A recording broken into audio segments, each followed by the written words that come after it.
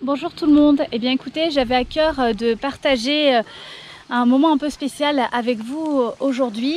Et le but c'était aussi de vous montrer que c'était pas toujours parfait et idyllique chez les petits voyageurs. Et puis on a toujours cette logique avec Fred d'être sincère tout simplement avec vous. Et oui, vraiment, je voulais essayer de vous montrer que tout n'était pas parfait, même quand on partait à l'aventure. Et je sais pas si ça se voit, mais j'ai les yeux tout bouffis parce que aujourd'hui j'ai pleuré. Je pensais pas me livrer personnellement comme ça sur la chaîne, mais je me dis que ça peut être utile, voilà, pour aussi vous montrer un autre côté de nos aventures. C'est vrai qu'on a à cœur de partager nos belles rencontres, nos beaux moments, mais il y a aussi des fois ces côtés-là qui arrivent malheureusement. Et je pense que ça reste quand même important d'en parler. En tout cas, je vais essayer. Vivre nos rêves. En 2015, nous réalisons un tour du monde d'1 an et demi. Ce voyage nous bouleverse en profondeur. Découvrir le monde à travers les yeux de nos enfants est une expérience magnifique. Mais plus encore, les voir grandir et être à leur côté est un trésor. On ne veut pas passer à côté de tout ça. Alors, nous décidons de changer de vie pour devenir nomades. Hors des sentiers battus, nous partons à l'aventure en famille partout dans le monde. Cette fois-ci, nous explorons l'Asie en moto. Abonne-toi pour suivre nos aventures et n'oublie pas, vis tes rêves. Aujourd'hui, je suis tombée en moto avec Esteban et tout a commencé avant en fait. On est parti par un temps gris et il pleuvait et puis au fur et à mesure de la journée ça s'est embelli, donc génial. Et puis j'ai eu 2 fois des risques d'accident en fait avec Esteban parce qu'il y a eu un virage avec une route vraiment complètement défaite et on ne peut le voir qu'au dernier moment, même si on roule très lentement avec Fred. Et Esteban s'est presque éjecté de la moto. Le gain de poids, ça paraît bête, hein, mais m'a aidé à rééquilibrer. Donc à chaque fois, et 2 fois, il a été adorable et ça m'a beaucoup aidé. Donc vous vous en doutez, félicité. Et puis il y a une fois où ça s'est pas passé comme ça. La route était... c'est une route qui est bien et puis d'un seul coup elle est dans un état complètement pitoyable et il y a beaucoup de pierriers, c'est-à-dire que c'est des cailloux, des roches mais qui ne sont pas accrochés sur la route. J'espère que vous voyez de quoi je parle, je ne sais pas trop comment le dire autrement. Et sur le coup déjà je bloque, je me sens pas et voilà, je fais un refus. Fred m'encourage et je crois que Fred croit plus en mes capacités que moi. Et je pense que déjà d'avoir refusé avant, c'était pas super bon signe. Et puis surtout, c'est que tu pars trop près du but, t'es pas assez accéléré, t'es pas stabilisé. Enfin voilà, plein d'erreurs stupides, je le sais.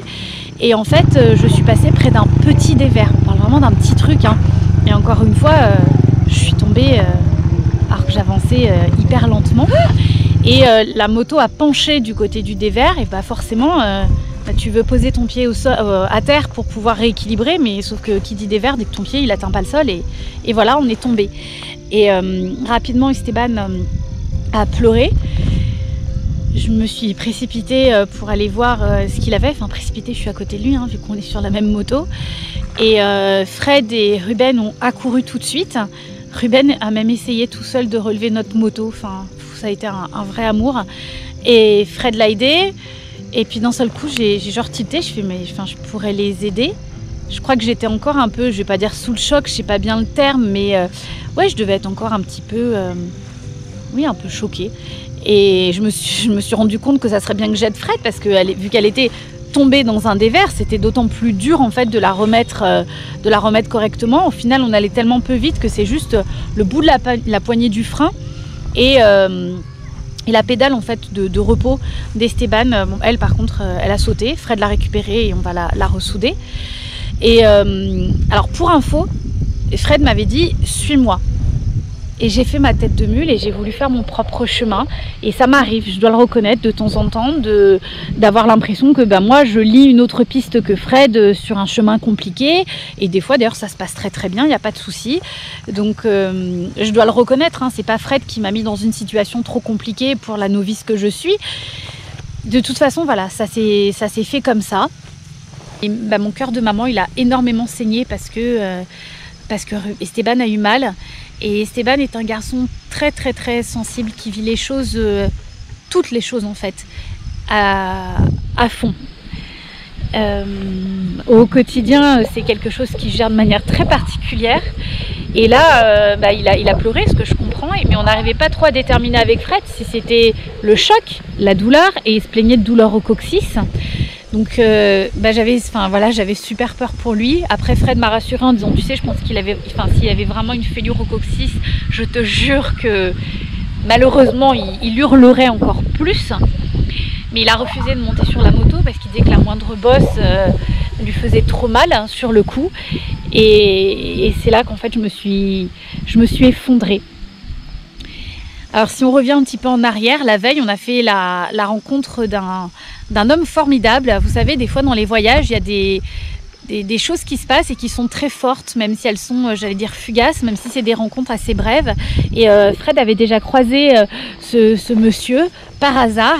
Et là, nous, on l'a recroisé, donc on a décidé de dormir dans la même homestay que lui. Et c'est quelqu'un avec qui on s'est beaucoup confié. Et notamment, je me suis ouvert à lui pour lui dire qu'aujourd'hui, à ce moment-là, c'était l'anniversaire de mon papa. Et mon papa, il est plus de ce monde. Et je pense qu'à chaque fois, chaque année, c'est un moment où, sans que je le veuille, ça me zappe le moral. Donc je pense qu'il n'y a pas que la chute qui a fait que je me sois mis à m'effondrer et à pleurer comme une madeleine. Mais côté chute, très sincèrement, je pense que ce qui m'a fait mal, c'est de me dire que... Enfin, il y a plein de choses qui sont montées en moi. Je me suis dit, mais alors est-ce que ça veut dire que je fais courir à mes enfants un risque inconsidéré? En plus, on est dans la boucle d'Aziang et c'est vrai que j'avais vu certaines familles qui avaient dit qu'elles refusaient de partir avec leurs enfants en scooter ici ou par leurs propres moyens parce qu'elles trouvaient que c'était très dangereux. Alors en toute honnêteté, même si les routes, je viens de vous le dire, sur certains endroits, elles étaient complètement pourries et je le reconnais, je pense pas qu'il y ait des dangers particuliers, mais voilà, cette chute, aussi bénigne soit-elle, parce que je vous rassure, Esteban va mieux, moi, avec tout le reste, elle m'a fait effondrer et des fois je me suis dit, est-ce qu'avec Fred, on aime bien dire qu'on est fou, mais légèrement, juste ce qu'il faut, mais qu'on essaye quand même de faire attention, et est-ce qu'on s'en est pas rendu compte et qu'on a basculé? Est-ce que moi je suis peut-être trop bête parce que après tout, je suis novice en conduite et voilà. Mais je pense que tous les parents comprendront, faire courir des risques à tes enfants, à toi c'est une chose, mais à tes enfants, forcément c'est plus compliqué à admettre. Donc même si je suis pas fière, même si je pense que j'ai une tête qui ressemble à rien, et même si au final, encore une fois, l'accident il est pas si grave que ça, je pense que c'est important de partager ça avec vous pour que vous sachiez que tout n'est pas tout rose. C'est arrivé aujourd'hui, donc j'espère que demain je repartirai mieux parce qu'après il y a certains obstacles où c'est Fred qui a dû reprendre ma moto, j'y arrivais plus, j'étais trop crispée. Et surtout, si je voulais vous dire tout ça, c'est parce que mes 3 gars, ils ont été admirables, ils ont été adorables. Quand il a fallu donc reprendre la moto, Fred évidemment a repris ma moto sur cette portion. Et Ruben a accouru dans mes bras, m'a pris avec lui. Ça a été un vrai cœur. Et c'est vrai qu'en fait, je vous dis des bêtises parce que j'ai pas pleuré tout de suite, j'ai pleuré qu'après. J'ai pleuré qu'une fois qu'Esteban était debout sur ma moto à l'arrière, il me disait mais j'ai mal, je veux plus être en moto, j'ai mal. Et j'ai pleuré parce que je me suis dit, tu vois, ton espèce de rêve de faire un voyage en moto, c'était peut-être pas bien pour tes enfants. Il a évidemment bien compris que je pleurais. Et là, il a été juste remarquable. Il m'a dit des mots qui m'ont extrêmement touchée et voilà, j'avais envie de les partager avec vous. Il m'a dit que à l'échelle de notre famille, j'étais une héroïne pour lui parce que c'était quand même culotté cette aventure et qu'on s'était lancé dedans. Donc en fait, moi, tout ce que je me reprochais, c'était ce que lui, au contraire, mettait en avant. Mais voilà, il faut du courage, maman, pour partir faire de la moto alors que tu sais pas en faire. Mais t'es qu'une débutante et tu te lances quand même et t'as pas peur. Moi, je te trouve très courageuse, maman. T'es mon héroïne. Il m'a dit, tu as fait un acte héroïque. Et puis ensuite, il a enchaîné. Puis tu sais, papa, Ruben et moi, on fait beaucoup de vélo. Et c'est vrai que quand je pleurais, à un moment, je leur ai dit, vous savez, c'est comme avec le vélo. Je sais bien que vous avez bientôt un niveau au-dessus du mien. C'est vrai que les 3 partent des fois faire du VTT. J'y arrive pas du tout. Et ils le savent. Et ils savent pas que je complexe. Mais si j'arrive pas à rattraper le niveau, je perds un peu de ces possibilités de faire ces aventures avec eux, quoi. Et il m'a dit, mais tu sais maman, par exemple en VTT, des fois on tombe, mais ça arrive et c'est qu'on apprend et c'est important de se remettre en selle. Alors évidemment ça fait mal, évidemment il faut se remettre en question, mais évidemment il faut aller de l'avant et tu sais quoi, c'est papa et toi qui me l'avez appris. Et là il m'a fait refondre, donc de nouveau j'ai repleuré. Mais j'ai trouvé que pour un petit garçon qui a 9 ans, bientôt 10 ans, il avait une sensibilité extraordinaire. Et pendant que je reconduisais tout doucement, voilà, il a essayé de rebooster sa maman. Ruben, pareil, a été adorable, me faisait des cœurs, vu qu'ils étaient devant moi, il me faisait des cœurs avec ses mains au-dessus de son casque. Et Fred s'est arrêté assez souvent pendant cette portion parce qu'il nous restait encore de la route pour arriver à notre homestay. Là, il vient de décharger tous nos sacs, il a géré l'arrivée, les sacs, je vais dire la paperasse, et il m'a laissé aller me poser avec les garçons. Et voilà, donc en fait, je sais que l'accident en soi, il n'est pas gravissime.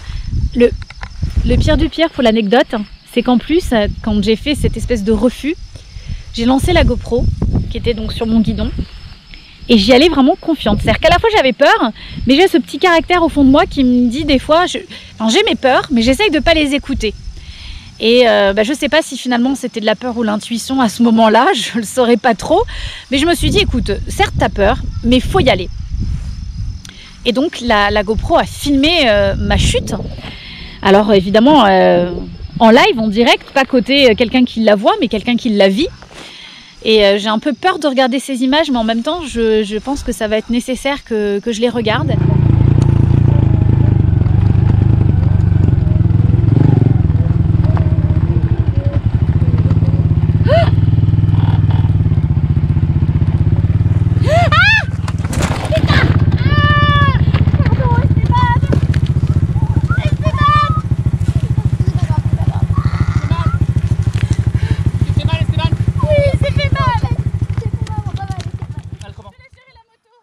Mal comment, chérie? Mal comment? Tu coinçais la jambe ou pas?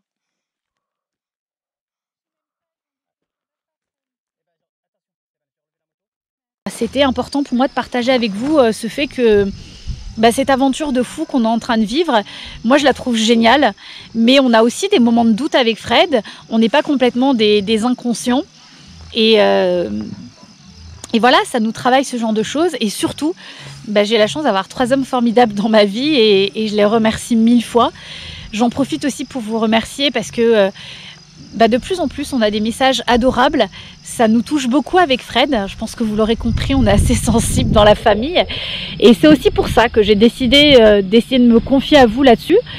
Je pense pas qu'au début je l'aurais fait, mais je me dis que ça peut être aussi important.